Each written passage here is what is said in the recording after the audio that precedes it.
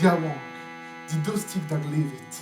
Jeunes gens, venez écouter notre histoire. C'est l'histoire de Yann. Yann, c'est notre grand-père.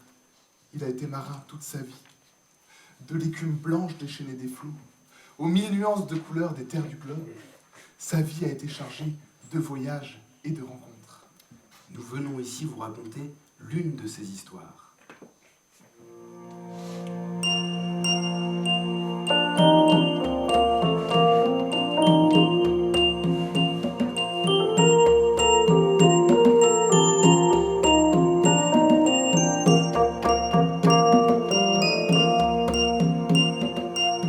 Il a grandi en Bretagne, dans le golfe du Morbihan. Morbihan, en français, petite mer. Sa ville natale, c'est Carnac. Vous savez, là où il y a des menhirs. Jeune, il apprend le métier de la mer, de la pêche avec ses parents. Le travail, ça se fait sur des synagos. C'est des tout petits bateaux. Avec eux, on va jamais bien loin, jamais bien longtemps. Avec eux, on voit toujours la côte. En mer, on pêche, soit avec des casiers, soit avec des filets. Alors les casiers, c'est pour attraper des crustacés. Comme des tourteaux, des araignées, ou bien des crabes. Les filets, eh ben, c'est pour attraper du poisson. Comme du merlu, du lieu, ou bien du bar. Quand ils ont pêché tout ça, ils rentrent au port. Et ils vendent le fruit de leur pêche au pied du bateau. Les marchés de poissons frais, on appelle ça la criée.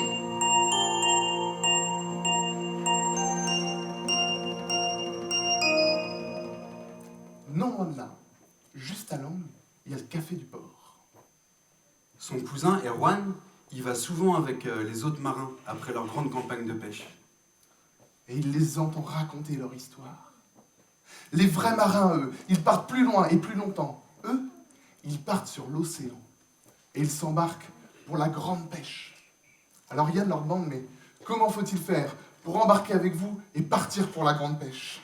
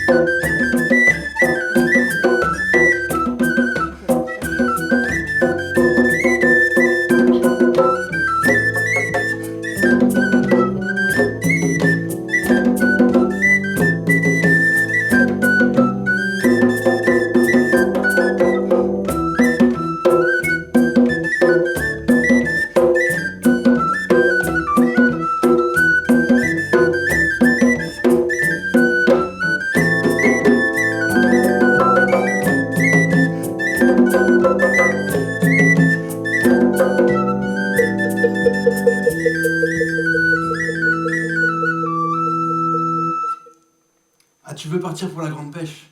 Eh ben pour ça, il faut aller voir l'armateur. Mais c'est quoi un armateur ? Ah, l'armateur, c'est le propriétaire des bateaux. Va le voir, tu peux pas te tromper, il est très riche, bien habillé, il a un grand bureau, une grande moustache et une grande chemise. Alors Yann, eh ben, il y est allé voir cet armateur. Et le patron lui a dit, tu veux bosser mon gars? Bah ça tombe bien, je cherche un mousse de tournage pour la prochaine campagne. Et écoute-moi bien, je veux ta réponse pour demain matin, le départ c'est dans 2 jours. Ah, heureux et fier, notre jeune apprenti moussaillon prend la direction de sa maison pour annoncer la nouvelle. Ses parents disent oui, même s'ils sont un peu inquiets.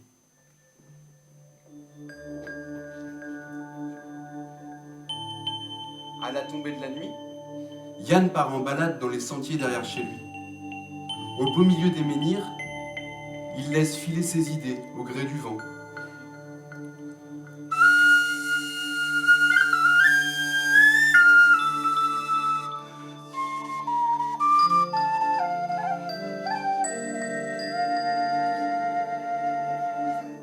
Six mois en mer, c'est long quand même. 6 mois.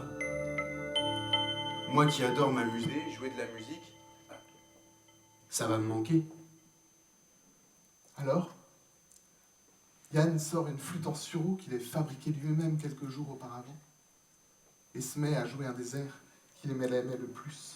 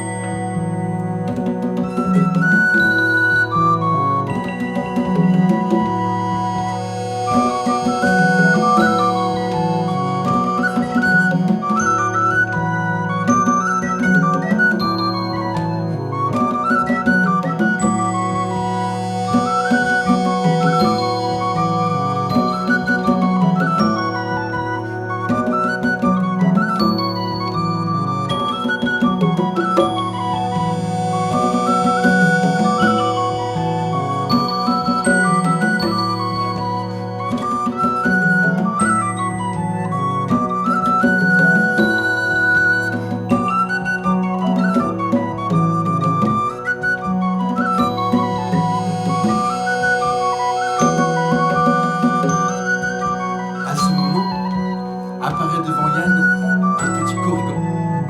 Les corrigans, vous savez, ces êtres malins de la nuit qui font trembler les voyageurs. Yann a peur, mais il continue de jouer. Beaucoup de corrigans arrivent devant lui. Ils allument un grand feu, et une des corrigans s'approche de Yann.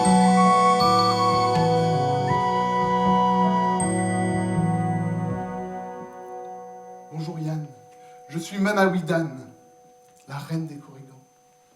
Ta musique a réjoui le cœur de notre fête. Pour te remercier, nous allons te faire un cadeau. Tiens, c'est une amulette sacrée. Elle te portera chance pendant ta campagne en mer. À ce moment, Manawydan sortit une cornemuse, de nombreux corrigans se mirent autour des tambours, et, comme par magie, Yann fut emporté dans une danse endiablée jusqu'au petit matin. Cette danse dura, tourna.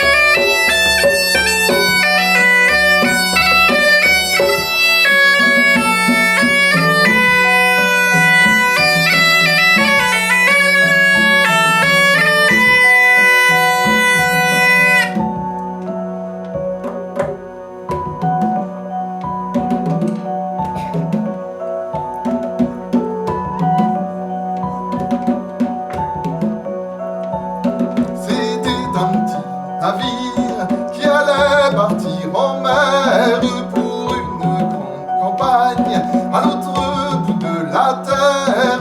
Sur un navire, un fier bâtiment pour naviguer vers d'autres continents.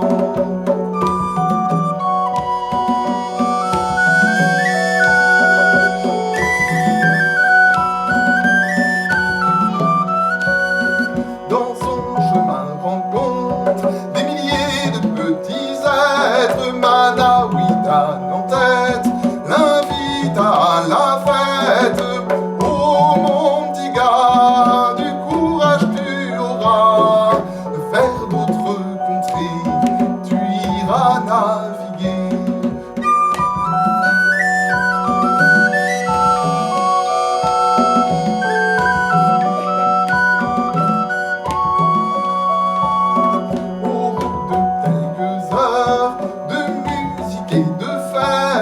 Ne savait plus vraiment s'il avait perdu la tête.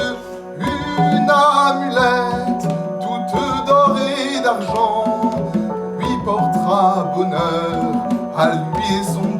bâtiment.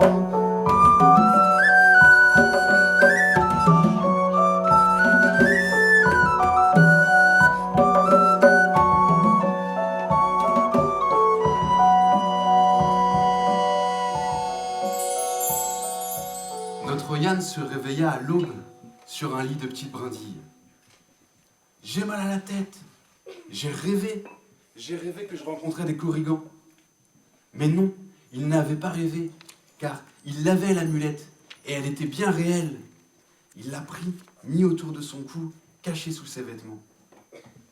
Et là, c'est bientôt le jour du grand départ. Il est prêt à embarquer.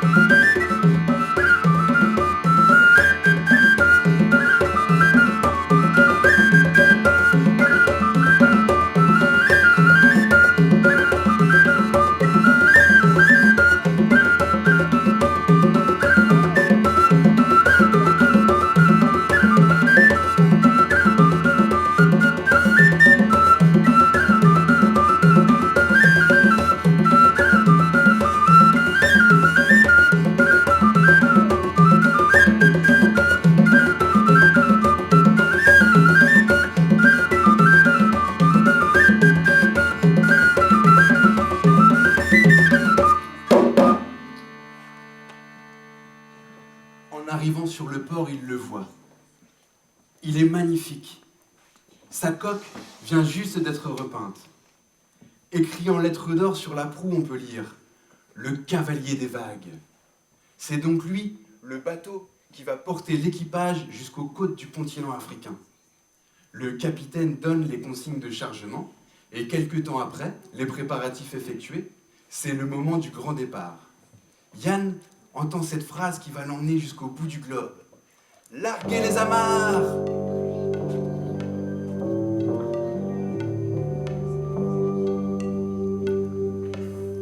C'était un petit navire sur la mer qui s'en va, sur la mer qui s'en va, sur la mer qui s'en va, faire un si beau voyage heureux de préserver lui et son équipage.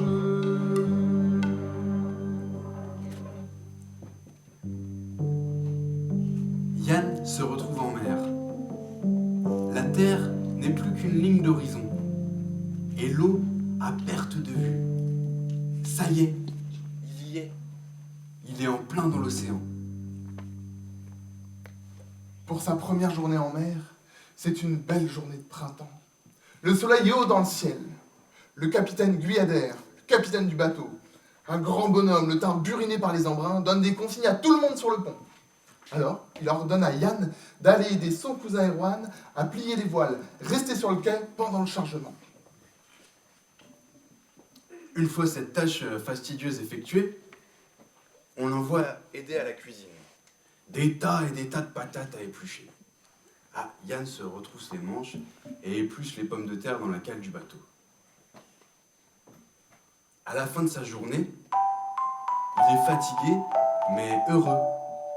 Il rêve de faire partie de cette grande famille de marins. Le soleil se couche doucement et il reste le regarder, se faisant engloutir par la mer. Et le mousse, fini de rêver, faut laver le pont. Fatigué mais ne voulant pas passer pour un paresseux, il prend le nécessaire et se met à nettoyer le pont. Pendant ce temps, il voit les autres marins qui rigolent et qui mangent le repas qu'il a aidé à préparer. Plus d'une heure après, il se retrouve à manger seul le peu qui reste. Marqué par cette journée, il va se coucher.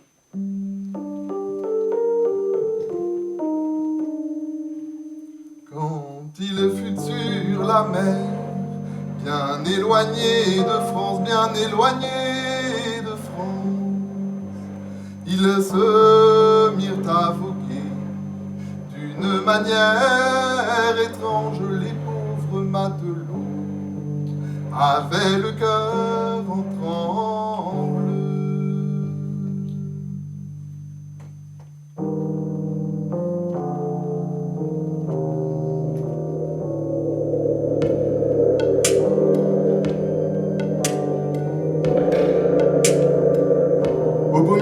réveille, il sent le bateau tanguer de manière impressionnante. Dans les couchettes voisines, les autres marins ne sont plus là. Il sort sur le pont et voit la pluie battante. Il voit aussi le vent qui se prend dans les voiles et tous les marins qui s'affairent à les descendre. Tu étais où? Tu n'as pas entendu la sirène? Viens avec nous, on a besoin de tout le monde. Et sous la pluie, il aide les autres à faire descendre les voiles. La tempête est de plus en plus forte. Le capitaine crie que tout le monde s'attache. Personne ne tombe à l'eau.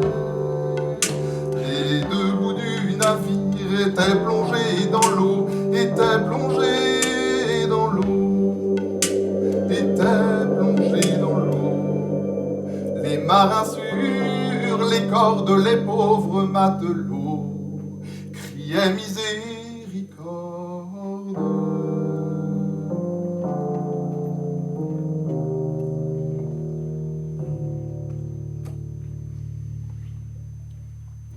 Au bout de la nuit, les voiles sont rentrées et tout est en ordre pour affronter la tempête qui est partie pour durer. Une partie de l'équipage se réfugie dans la cale du bateau. Francis, un des plus vieux marins, un vrai loup de mer, sort même son accordéon.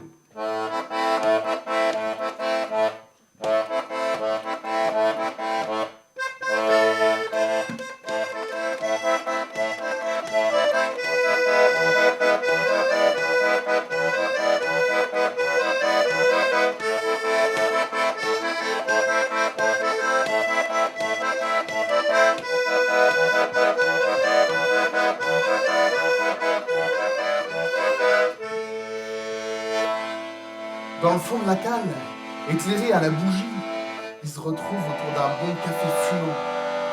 Ils se chantent des chansons, ils se racontent des histoires, ils jouent aux cartes. Il y en a même qui racontent des histoires fantastiques. Yann en a plein les oreilles. Après 3 jours de tempête, le vent et la pluie laissent place aux eaux chaudes du golfe de Guinée.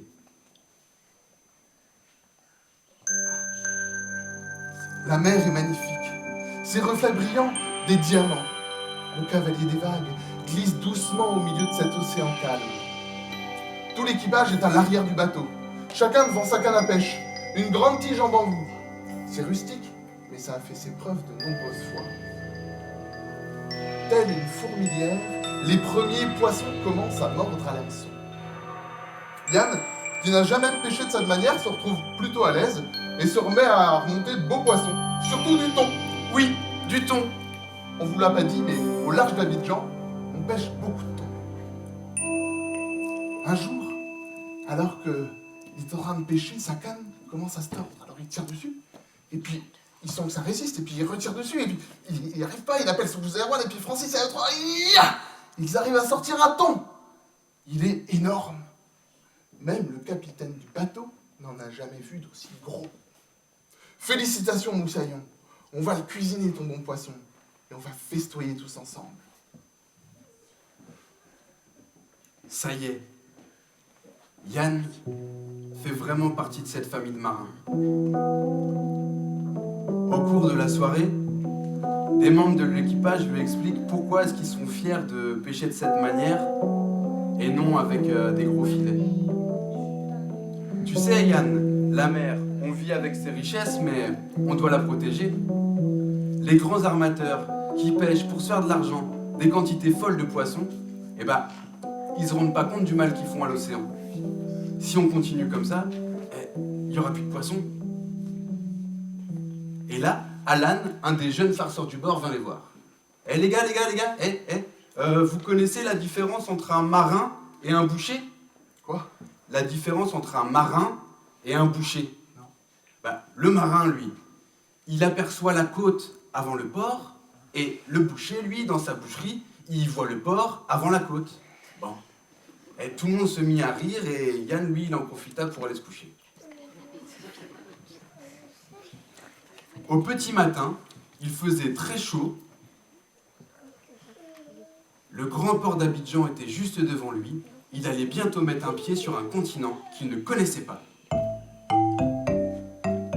Le cavalier des vagues fait son entrée dans le port. Yann aide à la manœuvre pour envoyer les bouts. Vous savez, ces grosses cordes qui servent à amarrer le navire à quai. Ils vont rester là pendant plusieurs semaines, alternant les périodes à terre et les périodes en mer. Le capitaine leur rappelle de ne pas trop s'éloigner du navire, qu'il vaut mieux rester autour du port. Mais notre Yann à nous est ben trop curieux.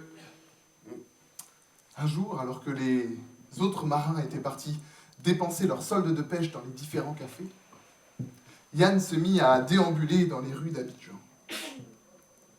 Petit à petit, l'architecture des maisons changeait.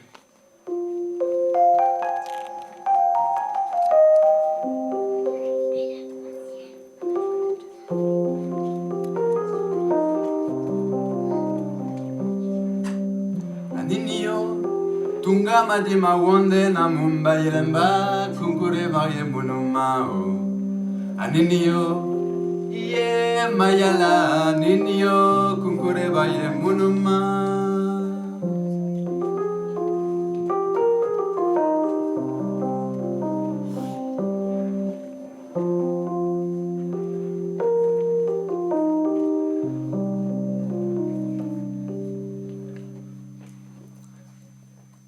Il arrive sur une grande place.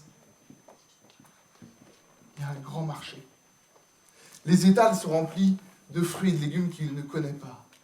Les formes, les couleurs et surtout les odeurs le déroutent quelque peu. Devant lui se dresse une grande marmite fumante, sans qu'il puisse identifier le plat qu'il cuisinait. Alors il continue à se balader dans ce marché. Il est immense. Mais soudain, le ciel commence à s'assombrir.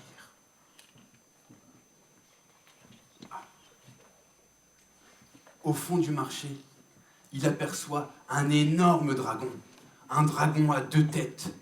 C'est Ninkinanko le dragon. Quand le dragon avance, les gens sont pétrifiés sur son passage. Les hommes, les femmes, les enfants, plus personne ne peut bouger. Ninkinanko fonce vers Yann. Yann a beau être un marin, un aventurier, mais là il n'a jamais eu aussi peur de sa vie. Il est face à Ninkinanko et il sait qu'il ne pourra plus rien faire. Alors il ferme les yeux et il pense une dernière fois à son père, à sa mère, à ses menhirs. Et il sent dans sa poitrine une chaleur contre son cœur. C'est son amulette. Alors autour de lui, la terre commence à vibrer. Autour de lui, la terre commence à trembler. La terre commence à bouger.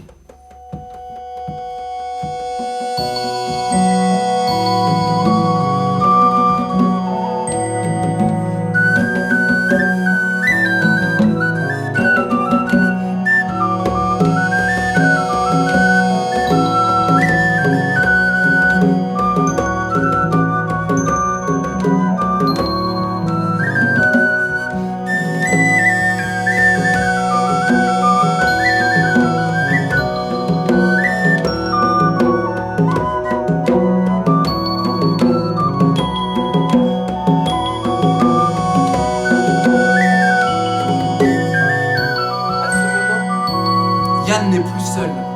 Sortent de la terre des djinns.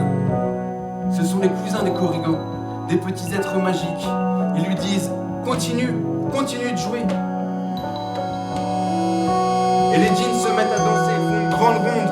Ils entourent Ninkinanko.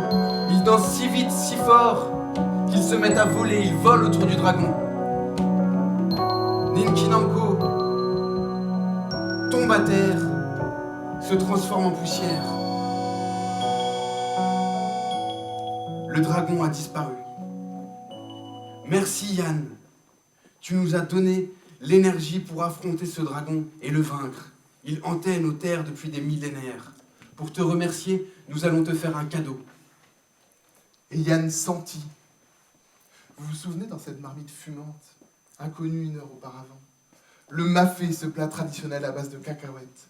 Sur les étals, les mangues, les alocos, les bananes plantains, les racines de manioc. Chaque couleur, chaque odeur, chaque forme avait un sens. Yann entendit. Il comprenait tout. Toutes les langues qui se parlaient autour de lui, il les comprenait. le djoula, le bété, le bambara, le senufo, le mossi, il comprenait tout. Riche de ce cadeau, il continue à marcher dans les rues d'Abidjan. Tout ce qu'il voit est magnifique.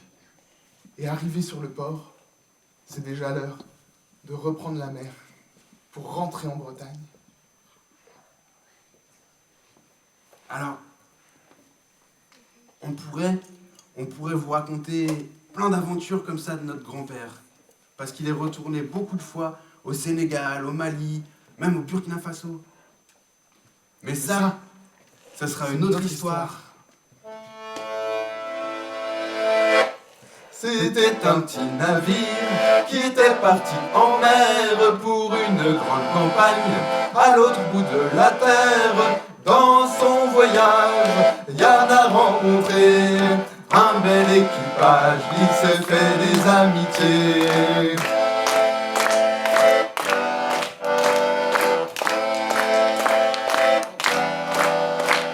Des corrigans magiques, une amulette mystique, un dragon maléfique, des djinns fantastiques. En voyageant, à changer de continent, à découvert des nouveaux univers. Et en travaillant sur de beaux bâtiments, à découvert des cultures millénaires.